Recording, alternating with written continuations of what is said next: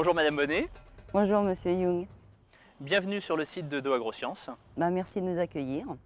Donc DoAgroScience est sur le site de Drusenheim, nous sommes classés Cveso Soyo. C'est une entreprise chimique. Donc nous faisons partie du groupe The Dow Chemical Company, qui est la deuxième entreprise chimique mondiale.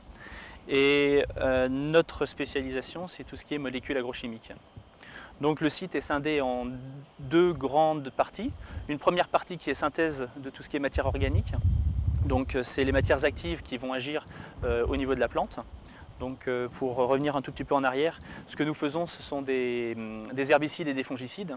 Donc ce sont des molécules dont le but est la protection des plantes de manière sélective. Et comme je disais précédemment, le site est partagé en deux. Il y a une partie qui est véritablement la synthèse de la matière active, l'autre partie étant la mise à disposition de cette matière active à l'agriculteur. Donc on va prendre la matière active qui est en général hydrophobe, on va la mélanger à des tensioactifs et à des solvants de manière à la rendre liquide et à la rendre exploitable par l'agriculteur. Et enfin, on va utiliser cette formulation pour mettre en bouteille de manière à ce que l'agriculteur puisse le recevoir dans des contenants divers de 0,25 litres jusqu'à 200 litres, donc des fûts de 200 litres. La section dans laquelle je travaille, c'est la section de synthèse des matières agrochimiques. Nous faisons spécifiquement 8 matières actives différentes. Nous faisons parmi ces matières 7 matières qui sont des herbicides et une matière qui est fongicide. Monsieur Young, est-ce que vous pourriez me dire en quoi consiste votre travail au quotidien? Alors à l'heure actuelle, je suis ce qu'on appelle Operation Leader pour l'unité justement dont je vous parlais précédemment de synthèse de matière organique. Donc en quoi ça consiste? Mon rôle est partagé en deux. Donc il y a une partie technique, une partie humaine. Pour la partie technique, il s'agit principalement, donc chez Dow, on a une politique de sécurité assez importante. Donc le premier objectif d'un Operation Leader, c'est s'assurer que tout le monde rentre chez soi sain et sauf. Donc je m'astreins à faire à peu près entre une demi-heure et 45 minutes à l'extérieur pour m'assurer que toutes les règles de sécurité qui ont été définies sont bien respectées par tout le personnel. Il y a également le rôle de définition des goals, donc des objectifs de l'unité. Objectifs de l'unité provenant dans un premier temps de l'entreprise. Donc c'est des objectifs globaux de l'entreprise qui sont après traités à l'échelle de l'unité.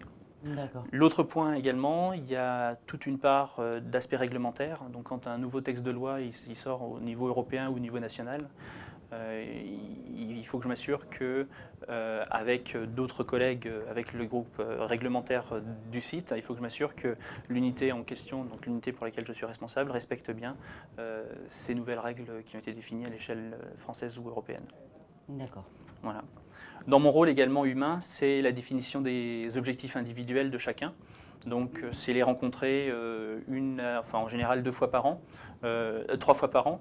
Une première fois pour définir des objectifs individuels, une deuxième fois pour essayer de faire le suivi de ces objectifs et m'assurer que ces objectifs sont sont en train d'être réalisés. Et en dernier lieu, en fin d'année, faire un bilan complet de l'année avec chacun des personnes pour définir sa performance. D'accord. Est-ce qu'il peut y avoir des formations qui sont proposées ou ça se décide au niveau de l'unité? Alors, dans le cadre d'un environnement ouvert, il y a également bien sûr le développement des gens. Donc c'est voir avec eux ce qui les intéresse, voir avec eux leurs points forts et leurs points faibles, et essayer de discuter pour trouver une formation qui les intéresserait ou une formation qui pourrait leur servir pour faire en sorte que leurs points faibles soient comblés. Puisque vous en parlez, ça serait bien de parler justement de votre formation. Ce que vous avez suivi comme formation, votre parcours avant d'arriver chez nous. Ma formation, donc, je suis ingénieur chimiste. J'ai fait mon diplôme d'ingénieur, je l'ai fait à Montpellier, à l'École nationale supérieure de chimie de Montpellier. Dans le cadre de l'école, c'était assez bien fait. Comme dans la plupart maintenant des écoles d'ingénieurs, il y a l'obligation de faire des stages. Donc la première année, on parle de stage ouvrier. Donc on passe un mois dans une unité. Donc moi j'étais dans une unité d'embouteillage d'insuline. La deuxième année, on était obligé de faire un stage technicien, ce qu'on appelle stage technicien. Donc là, j'étais à l'IGBMC à Ilkirch, où j'ai fait du séquençage d'ADN. Et enfin, en fin de deuxième année, j'ai eu la possibilité de faire une année césure, donc intégrer une société pendant un an pour essayer de découvrir le monde de l'industrie, enfin le monde du travail finalement. Donc le monde du travail, j'ai eu la chance de venir dans ce site-là, donc à Drusenheim de Agrosciences, dans le laboratoire de contrôle qualité. Donc j'ai passé un an dans le laboratoire de contrôle qualité où je faisais du développement de méthodes analytiques sur chromatographie gazeuse, chromatographie liquide. Voilà, au bout d'un an, j'avais réussi à développer une méthode avec l'aide de personnes aux États-Unis. C'est là où je me suis rendu compte que l'anglais, c'était une langue qui était incontournable dans le milieu professionnel à l'heure actuelle. Et pour combler mes lacunes en anglais, j'ai décidé de faire ma troisième année d'école en Angleterre, dans une université anglaise. Et donc j'ai continué dans cette école, donc en Angleterre, j'étais à l'université de Greenwich, et là j'ai fait de la recherche en biologie, enfin de la recherche en chimie appliquée à la biologie, et j'ai fait un master en sciences pharmaceutiques. Et au bout d'un an, j'ai validé mon diplôme avec mon cursus anglais, j'ai validé mon diplôme français. D'accord. Vers le mois de mars, donc à la fin de mes études, j'ai été contacté par la personne qui s'occupait de moi chez Dow AgroSciences, donc Raphaël Houssin, et elle m'a demandé si j'étais intéressé par le poste qu'elle avait, dans la mesure où elle allait en production. Donc j'ai accepté. J'ai passé des entretiens sur site pour valider que je correspondais bien au poste à pourvoir. Et donc j'ai eu le poste au mois d'avril. Donc j'ai fini mes études fin juin, le 23 juin, et j'ai commencé chez Dow le 26. Voilà, donc j'ai eu de la chance. C'était du rapide. C'était du rapide, j'ai eu de la chance. Bah écoutez, voilà, là nous sommes à l'extérieur. Donc vous pouvez constater que nous sommes entre le bâtiment qui se trouve ici, c'est le bâtiment dans lequel les matières actives sont synthétisées et purifiées. Et de l'autre côté, la cheminée que vous aviez vue précédemment, c'est la cheminée en sortie de chaudière. Cette cheminée nous permet de traiter les fumées d'éventuels produits que l'on incinère.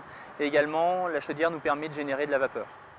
Et maintenant, je terminerai en fait par cette question-là. Quel conseil donneriez-vous à des étudiants, donc en chimie, qui souhaiteraient s'insérer dans une entreprise comme Dow? Le conseil majeur que je pourrais donner à ces étudiants, c'est les langues étrangères. C'est le paramètre important. On ne s'en rend pas forcément compte dans un cursus scientifique, même si maintenant il y a quand même beaucoup d'évolution. L'anglais, c'est une langue incontournable. Il y a également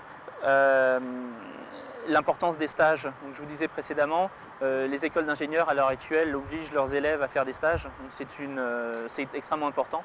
Et ce à quoi il faut vraiment faire attention, c'est que le stage, ça représente la seule expérience professionnelle qui puisse être mise sur le CV d'une personne qui commence dans la vie professionnelle.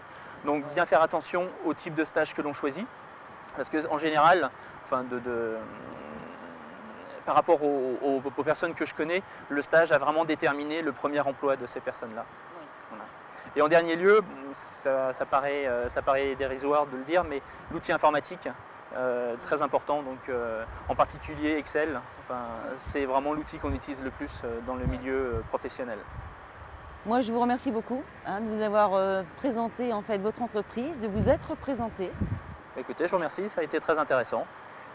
J'espère que mes conseils pourront en aider plusieurs. Voilà. Merci beaucoup.